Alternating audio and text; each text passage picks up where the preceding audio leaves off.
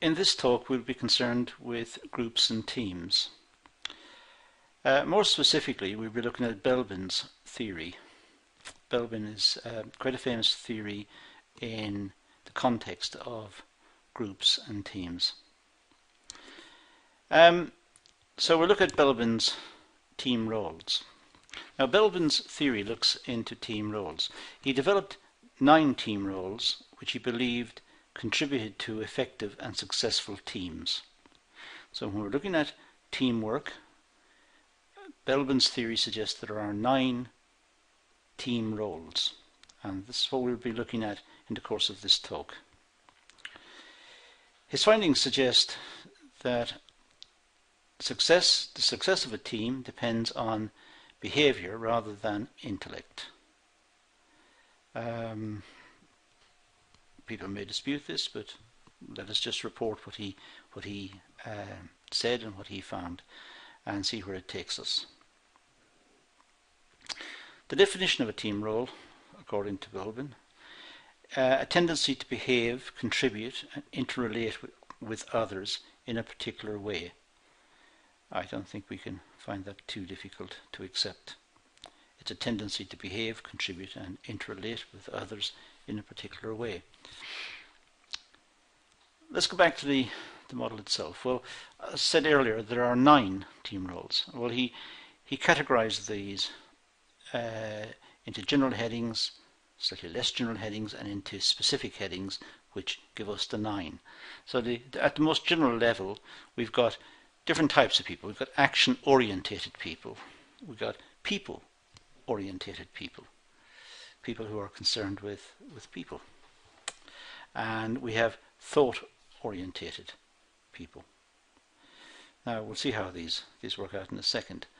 So if we can just work our way across now, we'll take action-orientated and move our way across the slide to the right hand side. So the first one we meet is called a shaper. And a shaper is a person who finds ways to improve something. Quite an innovative character, an innovative person who's looking for ways to improve particular situations. Then we have an implementer.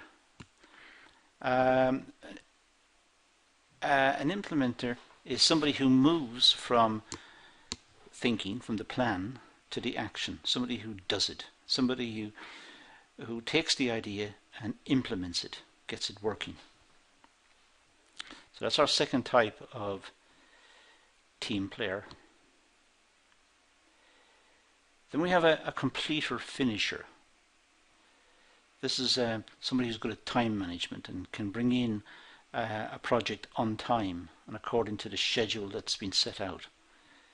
Somebody who's keen to show efficiency in the delivery of the product or of the change, shall we say. Then we have the coordinator. Now we're down to people-orientated.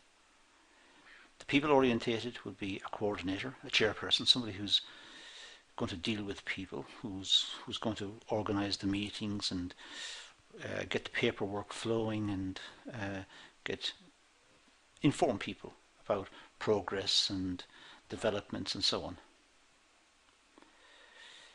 Another type of people person is the team worker, who has a support and cooperation role.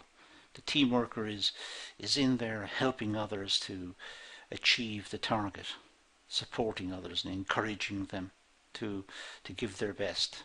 The team worker is working for the good of the team. We have a resource investigator, somebody who will look at opportunities on the outside, see what's going on elsewhere, take best practice, take it into the business or into the proposed change, implement it, pass it on to the shaper, who will find ways to improve it, the implementer who will put it into practice, the finisher who will bring it in on time. So the resource investigator is somebody who looks at the outside and sees what's available in the world in general that could help. Now we're on to thought-orientated people. The plant. The plant is the person who brings in the new ideas. Not just finding ways to improve it. These are perhaps radically new ideas. A whole new product or a whole new way of doing things. This is quite radical thinking. The monitor and evaluator, who is again thinking about what's happening and looks at the performance and tries to gauge how effective it is and evaluates it. Is it a good idea? How does it work? Do we need to go back and think about it again? And finally, the specialist, who brings to bear very particular skills to deliver the product. Now what we're going to do in this class is to go across each one of these quite briefly, but nonetheless expose each one. So you can see from the table here, it starts with I'll put the cursor on, just have a look. Starts with the shaper, the implementer, completer, finisher, and so on, all the way down to the specialist. So we're going to talk about each of these in turn, starting with the shaper. So the shaper is an individual who has the ability to challenge team members to improve. So the shaper is working in the team, but who really wants to challenge people to improve, to make a difference, to do things differently. Quite an extrovert sort of person. Sort of person who would enjoy stimulating others and solving problems, getting the best out of others, and when a problem arises, trying to get quite an interesting and perhaps innovative solution. Can take charge of the group, keeping it intact, keeping everything going, making sure that the strategy is being implemented and that everybody understands it and everybody's working for the team, keeping everything on track.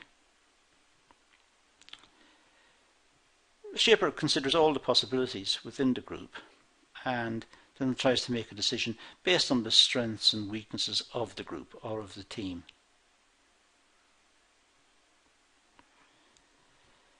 Tries to get over problems and motivate the individuals. There may be a lot of negativity within the team, people saying it can't be done or it's too much or whatever. And the shaper is the person who motivates, who tries to overcome the problems and find solutions and get the team working together to solve this particular problem.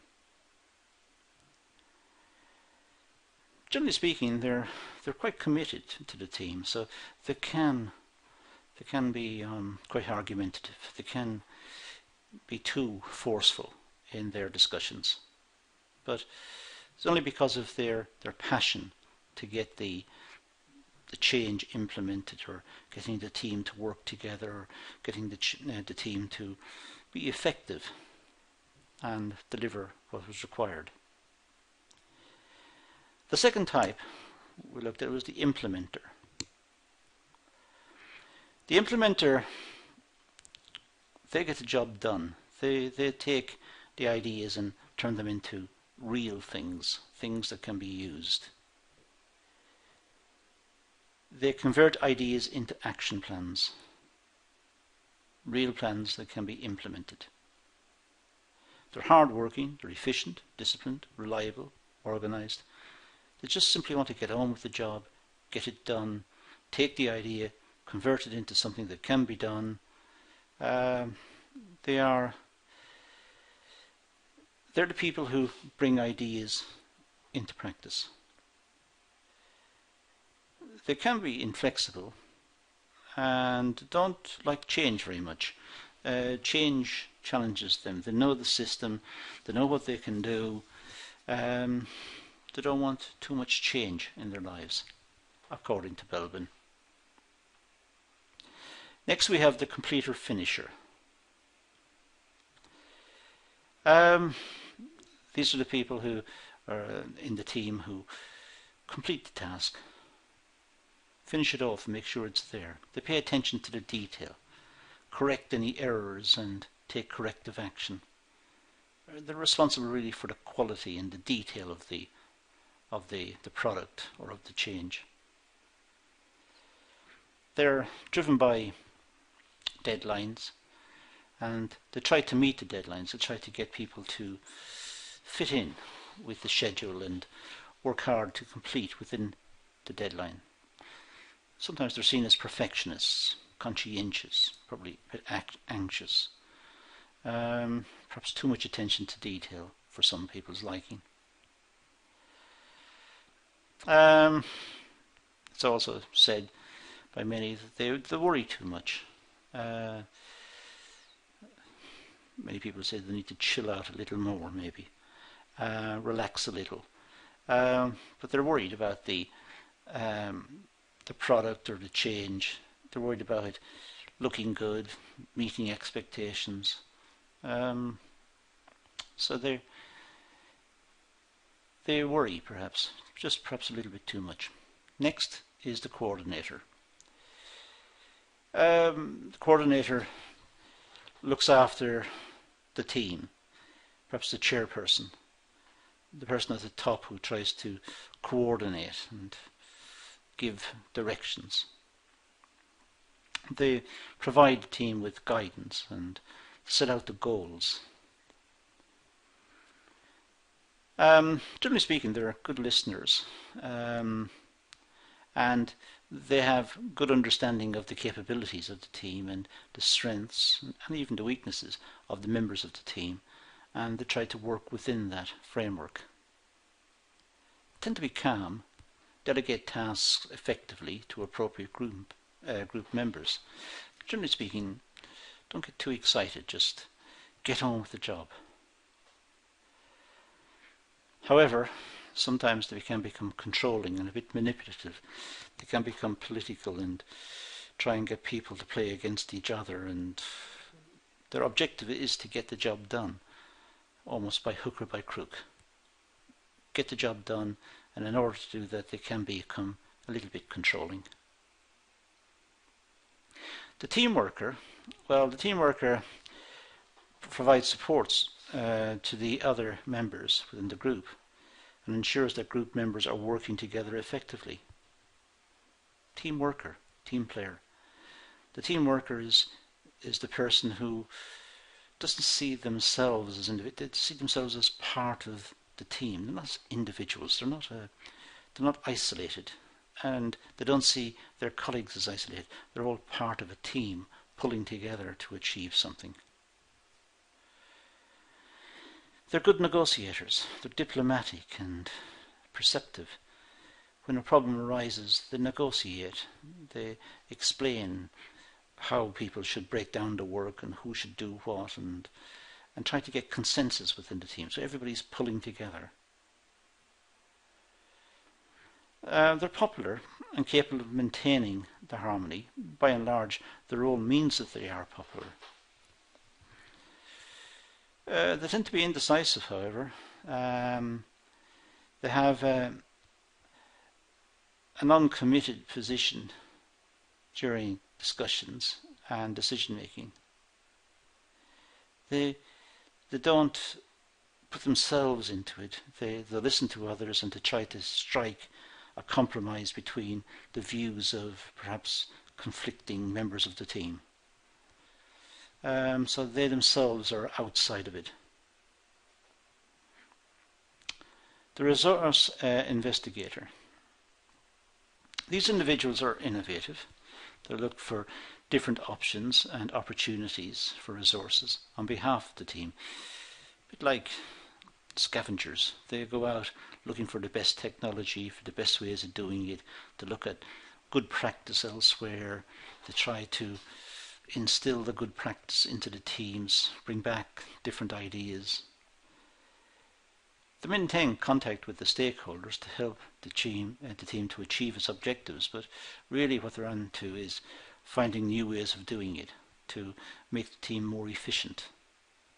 They're very enthusiastic, they're very extrovert, they're very turned out and very sociable, always looking for new ways and very enthusiastic about what they're doing and trying to get the team to be enthusiastic as well.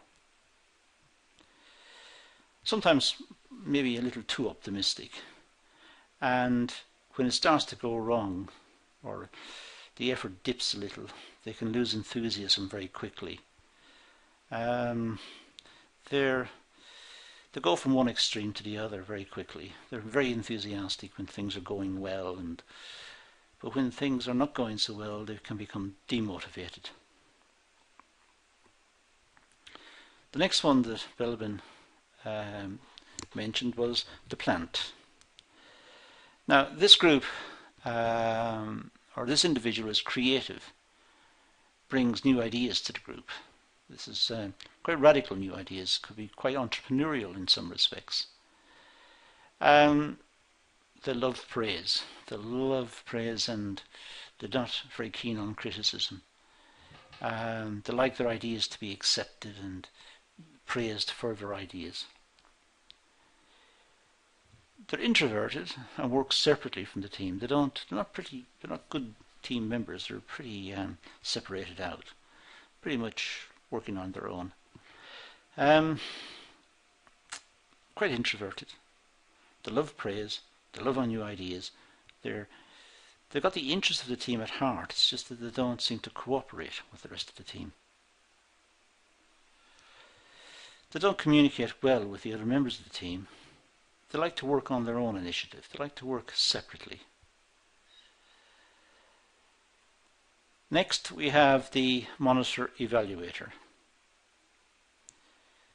As the name suggests, they monitor and evaluate ideas and approaches that other members bring to team discussions. So they're always sort of weighing up the pros and the cons of every point and trying to assess which is the best direction in which to move, and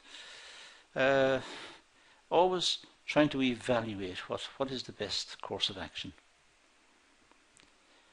They consider as many options, or all the options, carefully, and they look into the pros and cons and debate it and try to come up with a good solution. They're very critical in their thinking, and they're quite strategic because they want the best course of action, and they want the team to manipulate the course so as to maximize its chances of success. So they're critical of proposals. They expose the proposals to a lot of scrutiny and a lot of debate and try to pick the best one, which will bring the best long-run results. Generally speaking, they are quite detached. They're unemotional, and they don't really motivate people. They're just evaluating, checking, balancing. Next, we have the specialist. They have special knowledge to get certain jobs done. Perhaps they're engineers or financial experts or designers or creative people, but they have special skills. They have the skills and capabilities in a certain area, which gives them higher authority over the other group members. So the specialists are looked up to by the rest of the team because they can do things that the others can't do, and they are important. The role within a group is to know the answers, and because they know the answers, or they're there hopefully to know the answers, they don't really make big contributions in any other way. They see a problem, or they're asked a question, and they'll give an answer, and that really is their job. But they do command respect from the rest of the group because they are specialists, because they can do certain jobs or tasks that others can't do.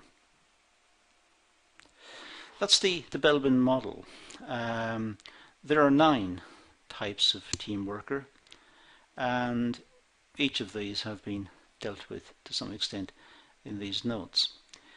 It may be worth looking over the notes again later and perhaps stopping the video from time to time and making your own notes as to what each one is and what the attributes or the qualities of each type of team worker are.